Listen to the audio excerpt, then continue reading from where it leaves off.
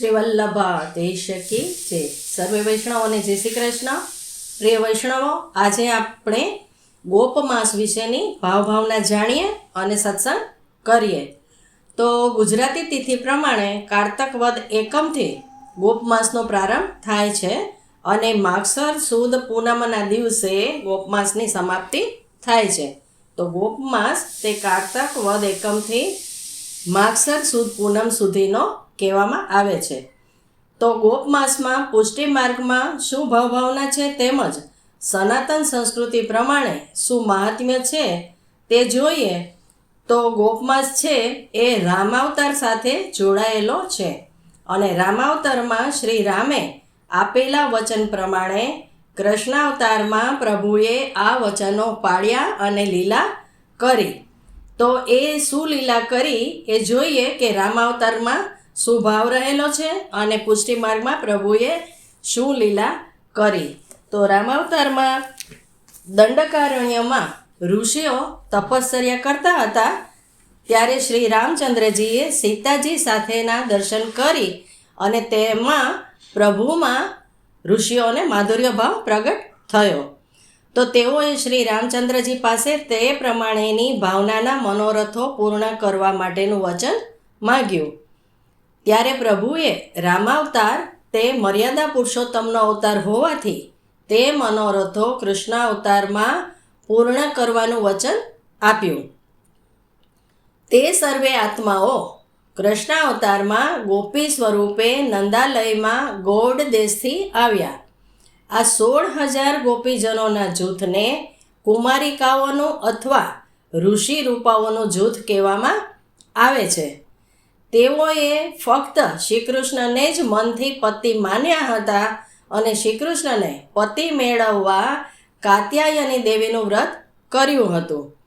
ગોપમાસની એકમથી વહેલી પ્રભાતે જઈ યમુનાજીમાં સ્નાન કરી યમુનાજીની રજમાંથી બનાવેલા કાત્યાયની દેવીનું સ્વરૂપ સિદ્ધ કરી જે યમુનાજી સ્વરૂપ જ કહેવામાં આવે છે તેનું પૂજન અર્ચન વગેરે કરી અને શ્રીકૃષ્ણને પતિ સ્વરૂપે દેવી પાસે માગ્યા.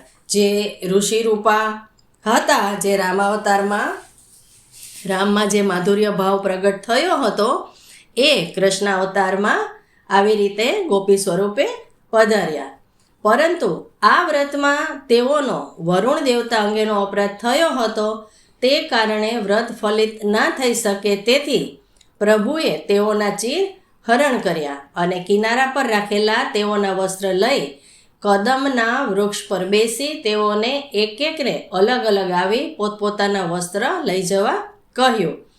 તે કન્યાઓ સંકોચને કારણે જલમાં અને એકબીજાની પાછળ પોતાના દેહ છુપાવતા હતા. તે પ્રભુને ના ગમ્યું કારણ કે જલમાં અને કણકણમાં તો પ્રભુ બિરાજે છે. પ્રભુ આવું મહાત્મ્ય સ્વરૂપ તેઓને વિસરી જઈ અને તેઓના દેહના અનુસંધાનમાં દેહાધ્યાસમાં હતા. પ્રભુની આજ્ઞા પ્રમાણે તેઓ વસ્ત્ર લેવા ગયા ત્યાં સુધીમાં સ્ત્રી પુરુષનો લૌકિક ભેદ ભૂલી પ્રભુ સાથે આત્મા અને પરમાત્માના સંબંધના અલૌકિક ભાવમાં સ્થિર થયા. ત્યારબાદ પ્રભુએ દરેકને પોતપોતાના વસ્ત્ર આપી તે થકી તેઓને અલૌકિક દેહ પ્રદાન કર્યો. પછી પ્રભુએ તેઓને શરદની રાત્રિમાં રાસ માટે બોલાવી તેઓના મનોરથ પૂર્ણ કરશે તેવું વચન આપ્યું. શરદમાં જે રાસલીલા થાય છે એ કારણ કે હવે તેઓ લૌકિક દેહાધ્યાસથી પર થઈ દિવ્ય રાસના ફળના અધિકારી બન્યા હતા. તો એ કાત્યાયની વ્રત જે ગોપીઓએ કર્યું તો એનો આપણે શ્લોક જોઈએ તો કાત્યાયની મહામાયે મહાયોગિન્ય અધીશ્વરી નંદગોપ સુતમ દેવી પતિમ મે કુરુતે નમઃ. આ શ્લોક બોલી અને ગોપીઓ કાત્યાયની વ્રતની પૂજા કરતા હતા. અને આ ગોપમાસના દિવસોમાં વૈષ્ણવો છે તે શ્રી યમુનાજીના પાઠ કીર્તનો આદિ વિશેષ કરે છે અને યમુનાજીને પ્રભુનો પ્રસાદી ભોગ ધરી અને ગોપમાસ ઉજવે છે અને વ્રતચર્યાના અષ્ટસખાના કીર્તનોના ગુણગાન કરે છે. આપણે ત્યાં પણ વ્રતચર્યાના ચીરહરણ લીલાના સુંદર સુંદર કીર્તનો છે અને આપણે ગાઈએ છીએ ને, નંદલાલે સંતાડી મારી ચૂંદડી રે.